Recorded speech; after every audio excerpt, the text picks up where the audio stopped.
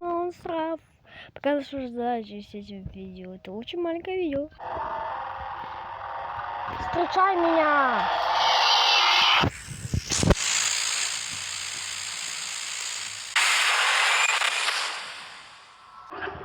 Не стыдно.